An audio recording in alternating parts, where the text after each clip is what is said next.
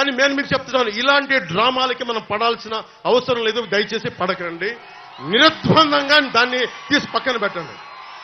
అరే ఇద్దరు అక్క చెల్లెళ్ళు, ఇద్దరు చెల్లెళ్ళు, సొంత చెల్లెళ్ళు, అరే మా నాన్నగారిని చంపేశాడు, మా చిన్నాయిని చంపేశాడంటే అడ్డగోలుగా బద్దలు కొట్టి కత్తితో పొడిచి పొడిచి పొడిచి చంపితే అందరూ గుండెపోటు పడిపోయాడండి, గుండెపోటు పడిపోయింది. వీళ్ళ కథలు మనం ఎలా నమ్ముతాం? ఈరోజు ఆయన వివేకానంద రెడ్డి గారు అమ్మాయి సునీత గారు వైరాలజిస్ట్, ఆవిడ అమెరికాలో చదువుకున్న వ్యక్తి, వైరాలజిస్టు. కరోనా లాంటి వైరస్ ని ఆవిడ దాని మీద నిజంగా వైద్యం చేయగలిగే వ్యక్తి.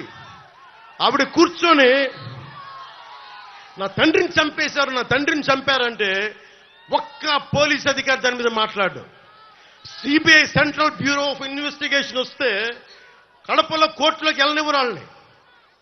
ఇంత దారుణంగా ఉంటే మనందరం కూర్చొని చేతులు ముడిచి కూర్చున్నాం. మనందరం, మనకు పౌరుషం చచ్చిపోయింది, మనందరికి చచ్చిపోయింది. ఎందుకు నేను వ్యతిరేకపడడం? చీలద్దు చీలద్దు చీలద్దు ఎందుకంటానంటే ప్రజాస్వామ్యాన్ని కూలి చేసేవాడు ఒకడు కూర్చొని మనందరినీ పొడుస్తా, చంపుతా, దోపిడీ చేస్తా ఉంటే ఎంతకాలం భరిస్తాం? ఎంతకాలం? సుగాలి ప్రీతి 14 ఏళ్ల బిడ్డని స్కూల్కి వెళ్తే 10 మందిని నాశనం చేస్తే దాన్ని పట్టించుకోడు ఎవడు. జగన్మోహన్ కి బొక్క పడితే, చిన్న గులకరాయి పడితే రాష్ట్రం అంతా ఊగిపోద్ది. సగటు మనిషి బాధ మనకి తెలియదు, సగటు మనిషి బాధ మర్చిపోయాం. నిజంగా నాకు ఆవేదన ఉంది, ఏడుపు వస్తుంది. తప్పు జగన్మోహన్ రెడ్డి కాదు, మందే. మనకు పౌరుషం చచ్చిపోయింది. ఇందాక తినాలో చెప్పినట్టుగా దాస్యం చేసే కంటే కూడా చచ్చిపోవడం మేలు. దాస్యాన్ని ఆపేద్దాం.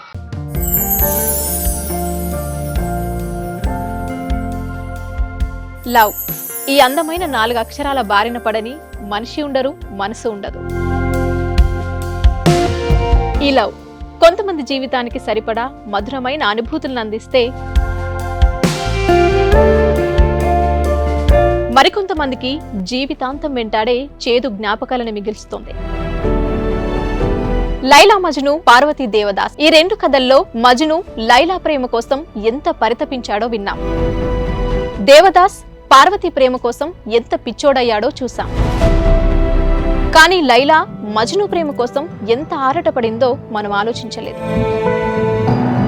దేవదాసు దూరమయ్యాక పార్వతీ పరిస్థితి ఏంటో మనం అర్థం చేసుకోలేదు.